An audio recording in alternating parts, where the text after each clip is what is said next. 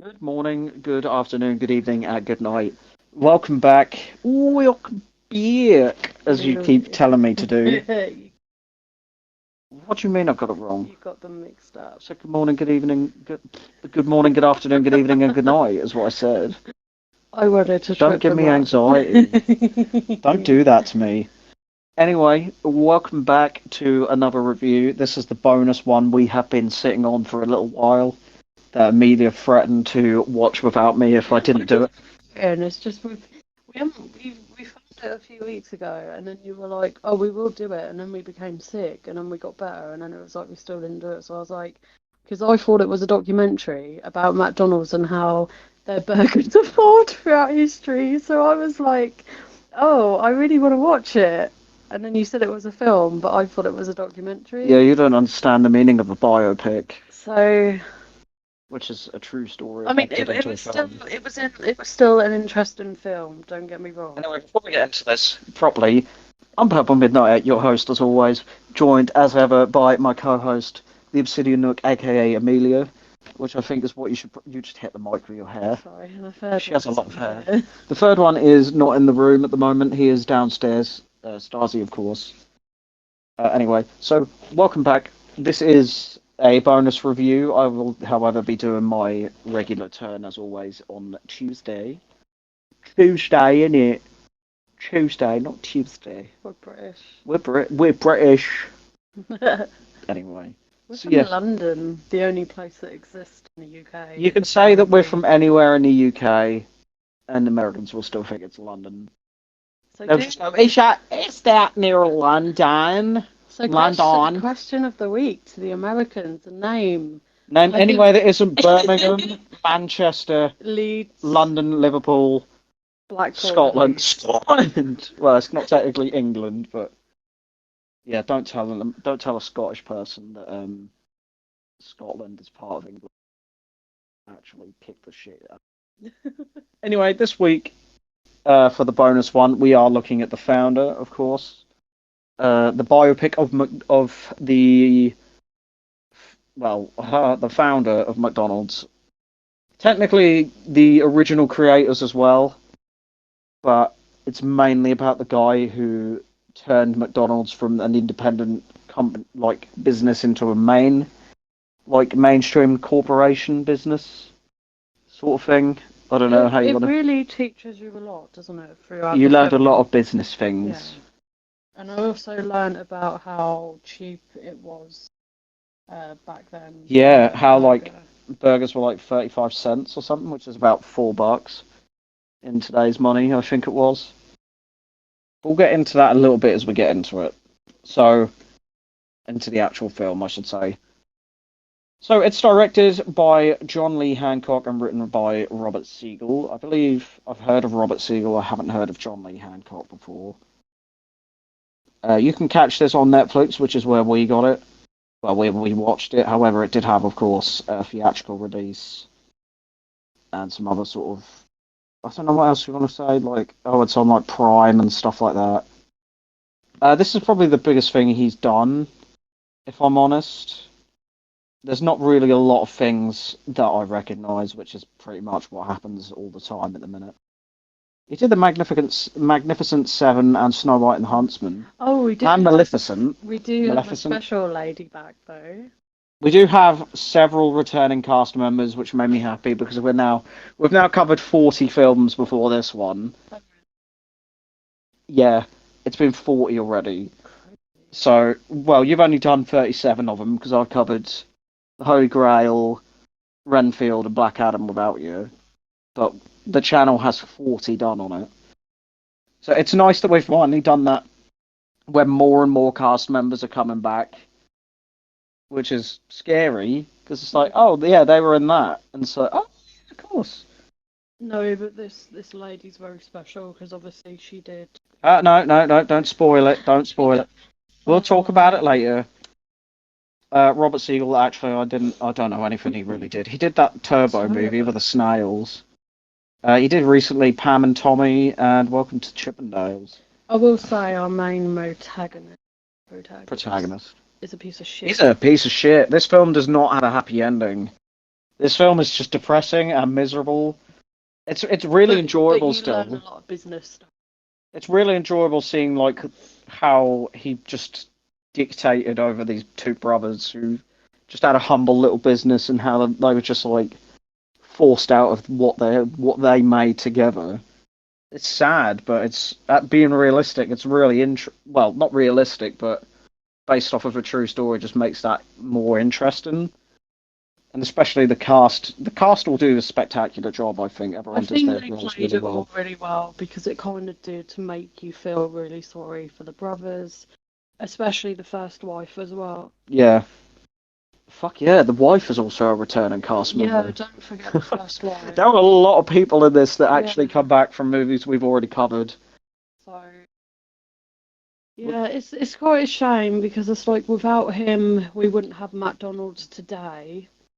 But But then it's how like McDonald's became what it is today, the story of how he was just a piece of shit to so many people, and his McDonald's ego became. just got too big. His ego was It got just out of fucking control, and as a result, he just ruined these people's lives. And yeah. there is no comeuppance for him at the end where he's just like he goes to jail or something for fraud or like breach of contract Want with to the come brothers. for these three main people are now dead in real life, They're so all dead. So and I don't feel guilty for the one who did all this in the first place. no, he was a piece of He shit. The fact deserves that he his. did all this Was is it heart, like all of them died of heart failure, which is a bit which is spooky, isn't it? considering they're in a fast food restaurant chain, Yeah, ironically. essentially. Anyway, so we'll get into our breakdown of the film as ever. Spoilers ahead. It's on Netflix, it's on Prime, it's on all that good stuff. If not, you can watch the millions of TikTok accounts that post clips out of order of films and somehow don't have them taken down by like copyright laws. Somehow, because that's how I found out about this, is them stupid accounts that post about like not even edited clips or anything, just clips straight from the movie to TikTok. Oh, I thought you because it was you know how on Netflix they give you recommendations. Oh no, I'd seen a few clips and it intrigued me, and then I was intrigued me. That was a weird like I pronunciation of that. suppose it's a bit like me before, wasn't it? Yeah, pretty much. And what else? There's something else you were interested in that you watched clips of. I think it was last night in. Possibly Last Night in Soho. That might be it. We haven't covered that yet. That is on the list because now it's on Netflix. But anyway, we'll get into it now. So Ray Kroc, the real man, played by Michael Keaton in this. Michael Keaton is obviously Beetlejuice.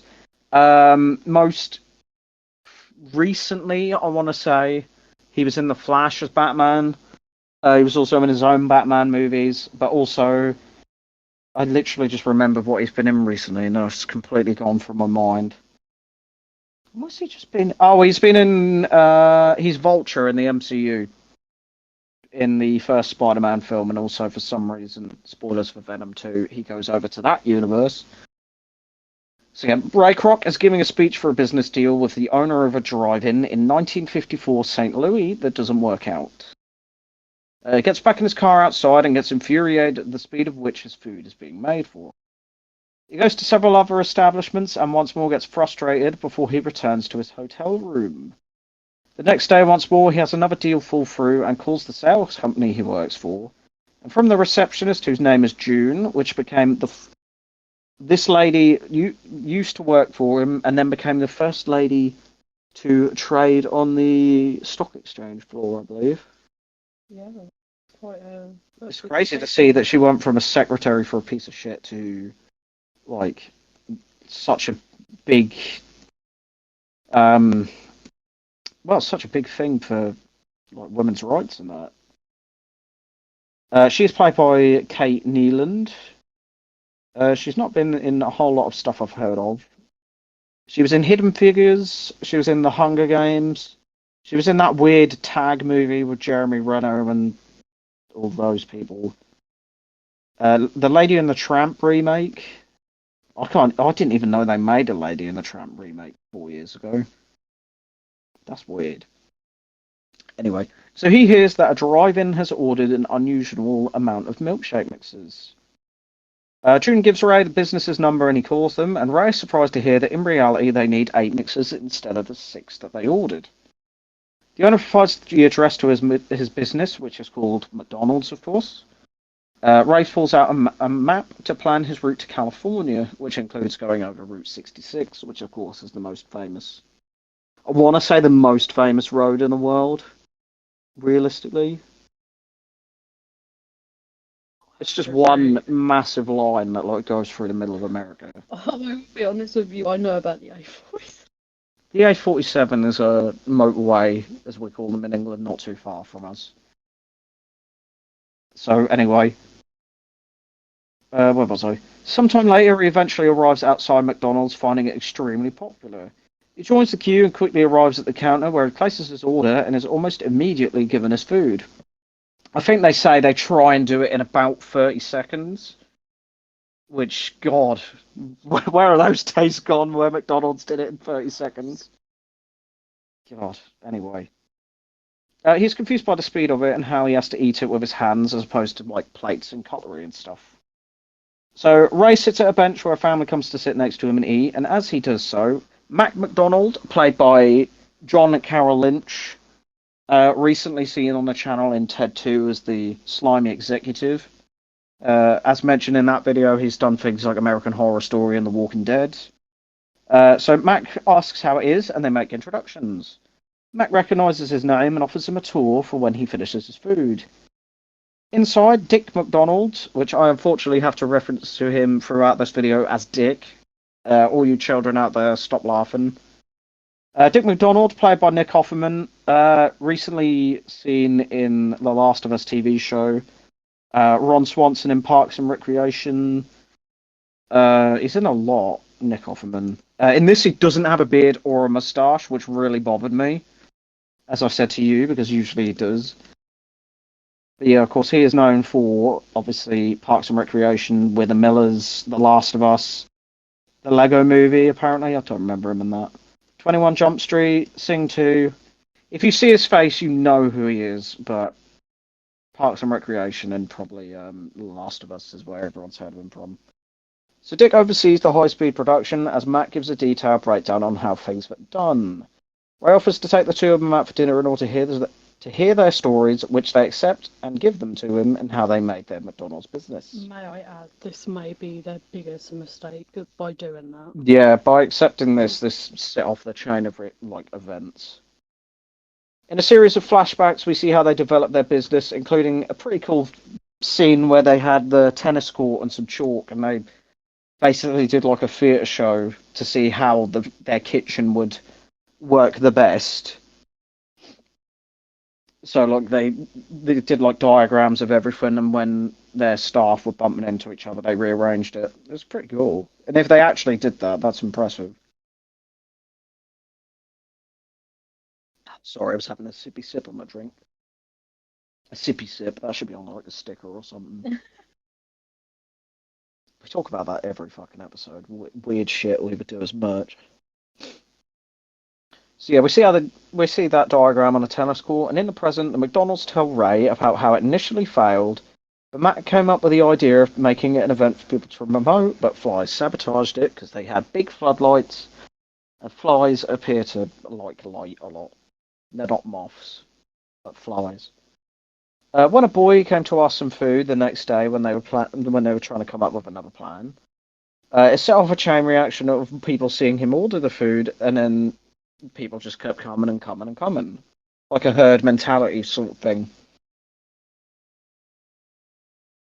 So the next day, Ray's waiting outside the restaurant when the McDonald's arrive, and he proposes to them that they turn it into a franchise. Dick tells them that they tried the idea before, but it proved difficult to keep everything consistent. Ray notices a concept image where the building included the famous golden arches that we're all familiar with. And Dick tells him that Dick tells him they built one of them in Phoenix, the concept building as opposed to the franchise. Ray heads down to Phoenix to see it for himself, and upon arriving, he is in awe at the look of it. Sometime later, he returns home to Illinois to his wife Ethel, played by Laura Dern, recently seen on the channel in Jurassic Park, but is famous for other things like Well, Jurassic Park, really, but also Star Wars. God, I can't believe she's back. That really surprised me when I saw it that she was in this. I was just like, fucking hell. And we kept laughing about how much of this film she spent in bed and how this will be perfect for you. Well, it's a very easy paycheck when all you got to do is lay in bed and look sad half the film. So yeah, he shares his amazement with her. However, Ray upsets Ethel with how obsessive he has gotten over his work. Ray later continues his endeavour of selling milkshake mixes and, of course, failing as always. Ray ultimately returns to McDonald's and uses their love of America and its traditional values to successfully persuade them into beginning a franchise, of course, with his assistance. The McDonald's have a meeting with Ray and they make it official. And in a business meeting I want to say in a business meeting, I forgot to go back and edit this. He goes to the bank to get a loan, where a banker is intrigued by the idea, but he, alongside another one, denies it after recognising him from salesman days. The second banker recommends a colleague of his who is more willing to sign on. Ray takes charge of planning one of the first franchise restaurants, and he hears from the McDonald's that they disagree that a sponsorship from Coca-Cola would be a good idea. He calls them, and the three of them all bicker about their difference in ideas. Because the McDonald's initially want to keep it as humble as they can and keep it as independent as they can without having to respond to rely on outside help. Ironically, after getting him on board, but mainly being sellouts essentially. After some time, the restaurant is finished and Ray takes personal charge of it, overseeing its operations. And he speaks with Ethel back at home and tries to apologise and make it up for him being away for so long. The two of them go out to dinner for the next night where they meet with other more successful salesmen that they call their friends, but in reality they're just snakes. Make fun of him when he mentioned McDonald's, but Ethel manages to give him the courage to speak with them about it further. Progressively, he gets more and more people to sign on, giving him more properties and invest. What? Yeah. So he gets more people to sign on, giving him more properties and investments. Dickens is concerned about the consistency of quality, which Ray sees for himself when he goes to one nearby. He goes to a golf court, confronting one of the salesmen, his friends, on how they put salad in a burger and overcooked it. Basically going against what the McDonald's and he want at the time. He wants. He rants to Ethel about it, and she defends it as the investor or the salesman as their friend. Ray returns to the sales business, finding someone trying to sell a Bible to June, and she sends him away, but Ray goes out and catches up to him. The man is Jewish, but selling Christian or Catholic Bibles in order to make a living, and Ray is impressed by his determination and offers him the opportunity to be the manager of a new franchise. Ray continues to grow and expand the McDonald's empire, giving a speech to several diverse groups of people and getting them to join up. And he travels to Minneapolis, where he is given a hero's welcome that wouldn't be too dissimilar from a president, like arriving off a plane. At dinner with Fred Turner, who is played by Justin Randall Brooke. I don't know him from anything. However, he was a really good lookalike for the real life Fred Turner. I must give him that. Fred Turner was in a scene earlier, however, as pretty much a throwaway line. But he became one of the first CEOs and presidents of McDonald's. And also Jim Zine, played by Griff First. He also meets with Rollie Smith, played by Patrick Wilson of Insidious fame, and I can't remember something else. I don't think it's I think it is the Conjuring franchise, I believe. But I must say, Insidious is probably his most well-known one. Insidious and The Conjuring, yeah. But he did a remake of The Phantom of the Opera in 2004. He was in Aquaman as well. Also, he's a really good singer. He did a cover with the band Ghost, with on the end of Insidious, The Red Door, called Stay, I believe. Because obviously he's in Insidious, and I think he literally asked them to do the song, and then joined on and sung with them. So yeah, he meets Rollie and invites him to sit with him, and he calls over his wife, who's a pianist at the restaurant, And Ray is immediately smitten by her, whose name is Joan. She is played by Linda Cardellini, back once more, best known for playing who? Velma in Velma. Scooby-Doo. Velma from the Scooby Doo movies, but also she has been in Green Book as well, which we have covered on the channel. And with this film, she overtakes Matthew Lillard from his top spot of how many appearances he's been in on this channel. Even though it's only 4, I'm sure it'll go up. So yeah, Joan goes back to her piano, where Ray eventually joins her in singing "Pennies from Heaven" by Frank Sinatra. He returns home to Ethel. I pressed page down. Well done. There's the one every episode, ladies and gentlemen. He returns home to Ethel, who tells him about more people interested in starting a franchise. However, he tells her his plans have changed and proceeds to boast about his trip with McDonald's and down to Minneapolis.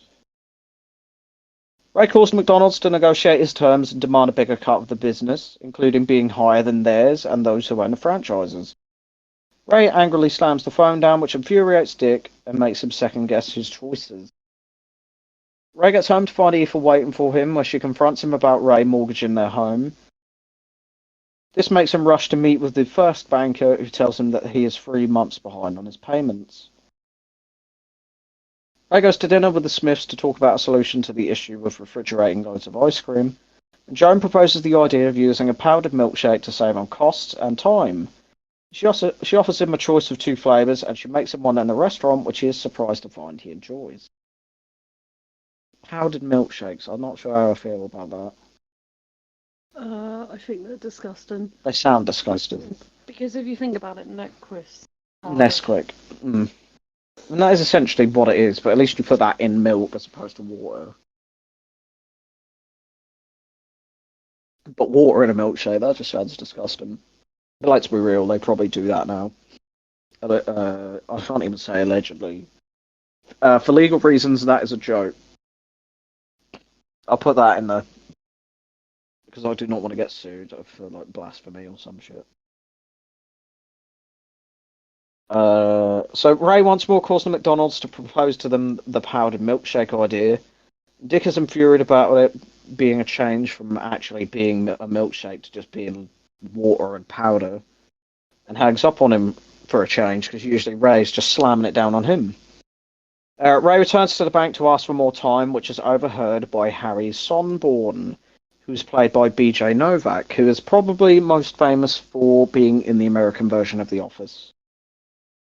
Harry and Ray go to his office to discuss the restaurants and how the businesses are run. And Harry proposes to him that he should be buying the land and leasing it to possible franchise owners in order to make more money. And with this, he would have full control, and McDonald's would be made obsolete. Ray takes on Harry's proposal, and the two of them meet with investors, and together they continue to expand what is essentially now Ray's empire. Mac and Dick receive a letter from Ray's rebranded sales company, which is now suddenly a realty company as opposed to a sales one. Dick accuses him of going against the deal and changing something involving the company, but Ray states that as it is a separate company, he can do what he likes.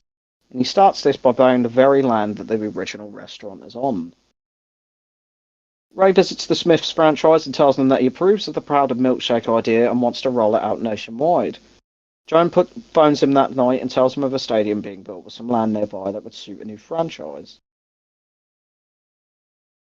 Basically, business. Ray at his office is called by Dick, who receives... I'm not a child. Stop laughing when I say Dick. Brain, stop laughing. Brain. Ray at his office is called by Dick, who received an unnerving call about the powdered milkshakes which he did behind the brothers' back. Dick is infuriated by him doing things behind their backs, and Ray refuses to obey that they tell him what to do. No. Dick is infuriated by him doing things behind their backs, and Ray refuses to obey what they tell him to do and breaks his contract. Ethel and Ray have an awkward, loveless dinner and eventually decide to divorce, with Ethel taking everything except his shares in the McDonald's business. Ray then manages to pay a lawyer an undisclosed amount of money to make his contract with the McDonald's go away. Dick once more calls Ray and argues with him about once more rebranding to the McDonald's Corporation, and Mac finally snaps out of his optimistic delusions and yells at Ray over the phone. Mac demands that Ray leave the corporation no matter what it takes to do so, and Mac, as a suddenly results. I'll start this again. It's a lot of words. Mac, as a result, suddenly passes out from the stress. In hospital, Mac is then treated for a sudden increase in his blood pressure, which caused him to enter diabetic shock. This happened before with the person that used to run their franchises, so we sort of knew this was coming. This was mentioned earlier, but like with Ray being a piece of shit. Pardon me, you knew it was going to happen.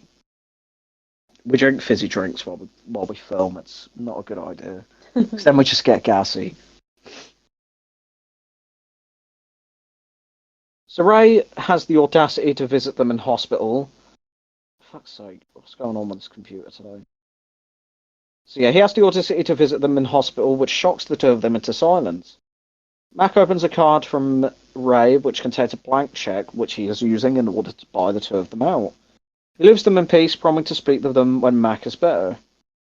Ray waits for a call from the McDonald's, and when it comes, Dick demands over $2 million and a cut of the profits as well as the original location to keep. Ray meets with them and agrees to their terms, which they shake hands on, as opposed to writing a formal agreement, which bites them in the arse. Dick confronts Ray in private and asks him why he didn't steal the idea for a fast food restaurant, and Ray responds saying it would never work and it would only work if he bought the company. Mac and Dick return to their restaurant where they are forced into rebranding due to their own name now being a trademark of the McDonald's Corporation.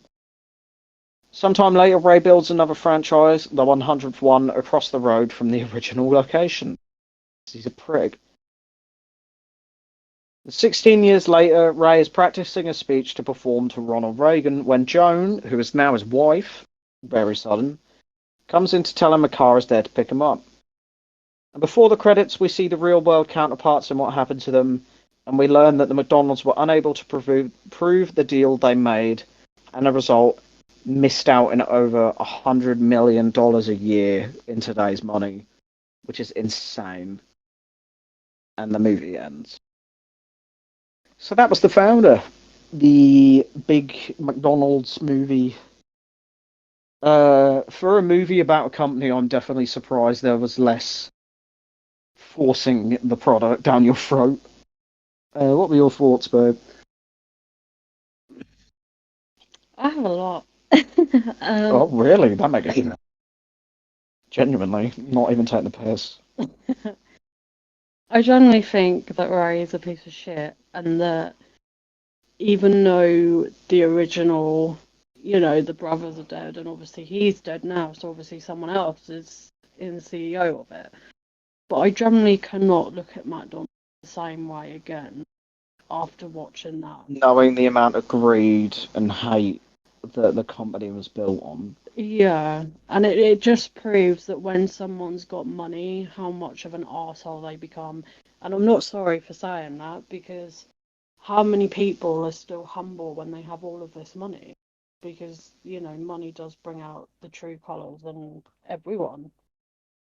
But it was interesting, and we learnt a lot of business fact and a lot of history behind McDonald's, so that was nice in itself that they gave a film that they all acted so well on, and that they gave actual facts and how it went.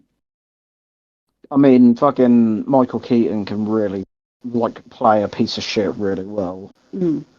Because he was despicable in It this. does make me think about not going to McDonald's again now. And Oh no, they've lost one customer they're who, not after we finished watching it, was then like, I fancy a McFlurry now. but they ain't really going to bother them because they're a giant corporation. They're going to lose anything, but it's just when you watch the film, you kind of do look at it different. Yeah, you can't. Can you seriously say you look at McDonald's the same way as you did before you watched this? Not 100%. We didn't eat there very much anyway, but it's not gonna put me off it. Mm. I already knew that the place isn't the best anyway. Mm. But do you wanna give your Your thoughts, how would you describe it? Your judgment with how you usually do it. So I don't think you can even buy it on DVD You anyway. can. Oh, can you Yeah, actually? it did have a theatrical release Oh, before it was okay. in. As I say, we watched it once. It's not something that I would go to and watch it again. So it's not terrible, So you but wouldn't buy it's it on DVD. no, but Would you say it's your cup of tea? it Even though you was don't drink tea. it was she watched it. Yeah, you actually did watch it, and you wanted to watch it So while we were it wasn't leading up to it. terrible, but it's Yeah. just there's a lot of sadness behind it. And like I said So to it's you, not a happy story, I which felt is really bad for the first, and then obviously you've got the two brothers where Ray literally put one of them in hospital. bullied them out of their own company so he could So take control. mm, It's a piece of shit. Putting it lightly, he's just a twat. that's all I can say, really. Yeah, that's all we can really say. Still, I think the performances were really good. I think everyone did a great job with their Hmm. parts. It was nice to see so many people we were familiar with in one film. Like it was like the Avengers of our channel. Yeah, but it was really good. It was really enjoyable, and as I say, it was nice to watch a film about the story of a company that was not trying to force the product down your throat, as well as We did learn a little bit about KFC, didn't we, as well? yeah. Random side note: we learned a lot about KFC because there were a couple of jabs at other other companies where you can get KFC, where you can get fried chicken from. So it's just like, wonder who they're on about. But another thing is, it's nice to see a. I mean, it's not good because it's really like a dark and depressing like thing to think about, like the story of McDonald's. Mm. But it was nice to have a film that showed the origin story of something that we're so familiar with today that doesn't show it in a positive light. Mm. I think people will like it if they generally want to learn the history behind it. If you're interested in seeing some tosser force this independent business into becoming what you're familiar with today and then absolutely fucking over the original people, I think I had a heart attack. The prices are more than anything now. yeah, that is so cheap for What food. was it? Was it 15 cents or 38 cents? 35 cents. But For chips, a burger, and a soda. yeah, so about $4, which you're probably going to pay for your burger now. It's just weird. It's crazy, but it's weird. Mm. But yeah, overall, we did enjoy it. It was definitely a good film.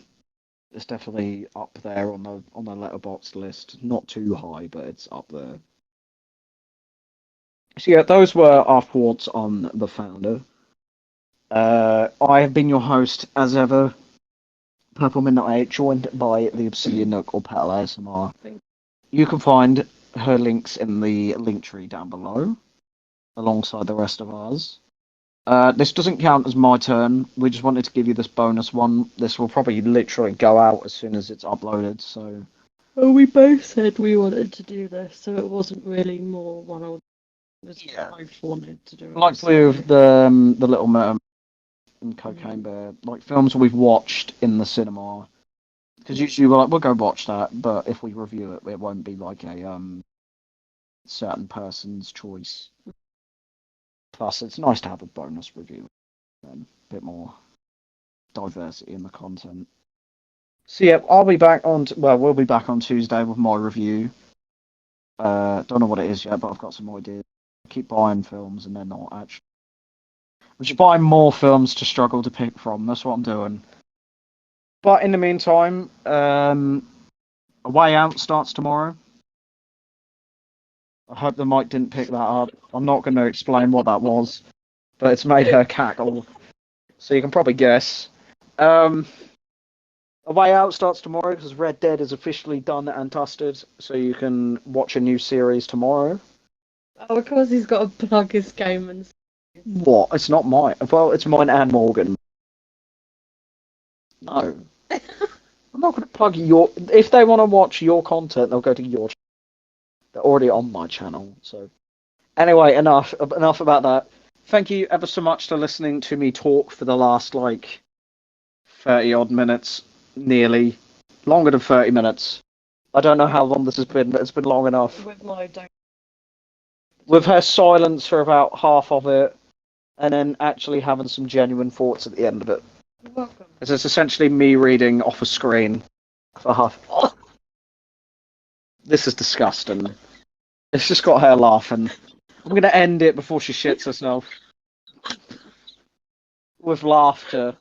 With laughter, not anything else. Anyway, see you all later. We'll see you on Tuesday.